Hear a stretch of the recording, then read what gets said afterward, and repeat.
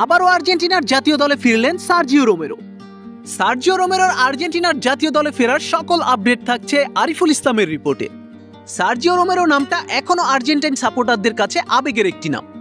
আর্জেন্টিনার জার্সিতে সর্বশেষ সার্জিও রোমেরোকে দেখা গিয়েছিল 2019 সালের একটি ফ্রেন্ডলি ম্যাচে ব্রাজিলের বিপক্ষে। তারপর আর আর্জেন্টিনার জার্সিতে ফেরা হয়নি সার্জিও রোমেরো। ফাইনালি দীর্ঘ 4 বছর পর আর্জেন্টিনার স্কোয়াডে সুযোগ পেল সার্জিও রোমেরো। সেপ্টেম্বরে আর্জেন্টিনার বিশ্বকাপ কোয়ালিফাই ম্যাচে চূড়ান্ত স্কোয়াডে ডাকা হয়েছে সার্জিও রোমেরোকে। বোকা জুনিয়র্সের জার্সিতে দুর্দান্ত পারফরমেন্সের বদৌলতেই দীর্ঘ সময় পর আকাশী নীল জার্সিতে দেখা যাবে সার্জিও রোমেরোকে। বেশ কিছু সংবাদ মাধ্যম দাবি করছে আর্জেন্টিনার কোচ লিওনেল স্কলোনি চূড়ান্ত স্কোয়াডে থার্ড চয়েস গোলকিপার হিসেবে রোমেরোকে ডাকার পরিকল্পনা করছেন তিনি। বর্তমানে আর্জেন্টিনার থার্ড চয়েস গোলকিপার হিসেবে আছেন জিরোনিমো রুল্লি। রুল্লি ইনজুরিতে আছেন।